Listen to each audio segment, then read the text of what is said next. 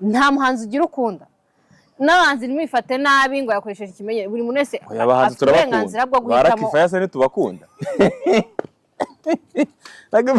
ndamufana niwe muhanzi wo mu Rwanda nkunda kurusha abandi bose nkunda n'indirimbo ziwe urumva kuntu hari Musanze rero byagenze icyo kintu ngira ngo nsobanurire abanyarwanda bacyumve kandi bakiteho. Iyo pishoma people bifuje byiza igitondo cyiza cyangwa umugoroba mwiza bitewe naho uherereye kandi bituze neza right now by grace of God ejo bizagenda neza wowe nta kwiheba gusa wowe komeza wowe songa mbere tu. Okay, hari video imaze igihe cyangwa ifoto iri gucicikana ku nkoranyambaga cyangwa ku mbuga nkoranyambaga y'umuntu witwa Emeline na The Ben.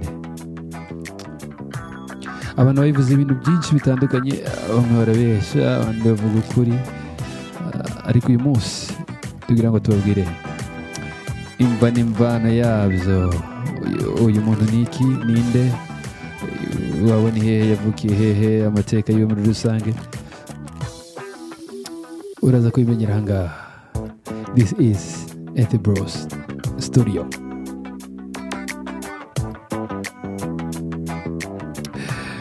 Uyu mukobwa rero yavukiye i Nyamirambo, amazina ni Emeline Kwizera, ariho abatangiye kumwita ngo ni wose ishinja Emeline. Uyu no wundi ariko nguyu yitwa Kwizera Emeline. Hanyuma rero uyu nguyu yavukiye i Nyamirambo, iwabo baza kwimukira i Nyamata niho yagiye kwigira amasomo asanzwe cyangwa primaire. Icyo rero asanzwe akora uyu nguyu akina filime isanzwe ntagitangira hagaramenyekana cyane, kandi afite na channel akoreraho podcasting.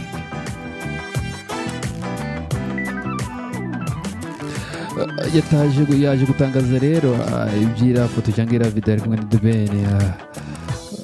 Yavuze ko ari bari kumubesha ibyo bari kuvuga atari byo, ahubwo ngo kuri video ni ishanga ngo yari yambaye, arangije yari yambaye ishanga mu nda, nuko ngo The Ben ngamubaza ngo ibyo aribyo, yari ukumubaza gusa nta bindi. Abantu rero urabazi ngo bafatiraho bavuga ibyo bashaka, uri babonye inkuru uyu munsi, ariko ngo ibyo bavuga si byo.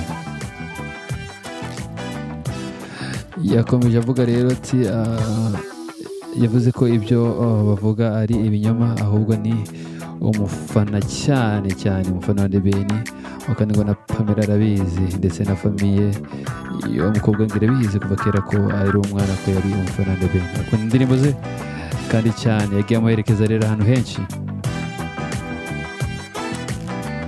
hari mu Burundi. The Ben aje Burundi ngo yari kumwe nawe, mu Bugande yari kumwe nawe, ndetse ni Musanze.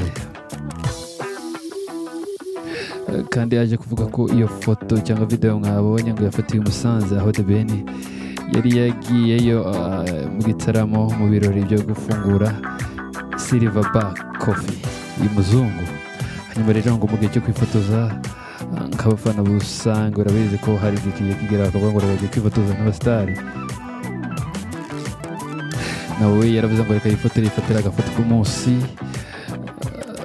Nuko bigenda uko byagenze, gusa nta bindi ngo ibyo bavuga ngo agiye gusenyera urugo rw'abandi ngo ntago ari byo, ahubwo ngo ni nk'ibisanzwe kuko ngo The Ben ngo baraziranye kuva kera. Yaje gutangaza ko banamenyaniye muri groupe ya Habibi Family, groupe yitiriwe indirimbo ya The Ben yitwa Habibi. Avuga rero ko baje kumenyera aho ngaho muri iyo groupe ya Habibi Family, bakomeza mu buzima busanzwe, baraziranye nta kibazo, ahubwo ngo ni ibintu abantu bashaka kugira ngo basebye umuhanzi w'abandi cyangwa ngewe cyangwa n'abandi. Yaje kuvuga ngo rero n'umukobwa bari kuvuga ngo yitwa ngo Isheja ngo atari we, ahubwo ngo nabo ngo ni umushuti wiwe. Yakomeje atangaza rero avuga ngo ibi ngibi ni bisanzwe, ahubwo ngo nibyo The Ben yamubazaga bisanzwe. Aramubaza ngo ibi bintu ngo wambaye ni ibiki, arangije aramubwira ati iyi ni ishanga. Abantu batazishanga rero ni ibintu bimeze nk'amayogi cyangwa amasheni abantu bajya bambara mu nda ariko ngo nta bindi ubere kurenganya umuhanzi w'abandi. yakomeje atangaza rero avuga ngo ibyo bintu bari kuvuga abantu bari kumushinja cyangwa bari kuvuga ibindi bakomeje kumwibasira ngo babireke babivemo, ntabwo ari byiza, ntabwo ari umuco w'abanyarwanda w'indangagaciro zo gusebanya. avuga ngo nta kibazo kibirimo, gusa ngo ntabwo yongeye kuvugana nawe. Bakomeje kumubaza, iyi ni inkuru yavuye kuri Isim TV, ngo nuko ngo nibamubabarire bareke ibyo bintu. So rero ngayo nguko amakuru avuga kuri uyu muntu, ni ibintu byahuriranye gusa coincidence.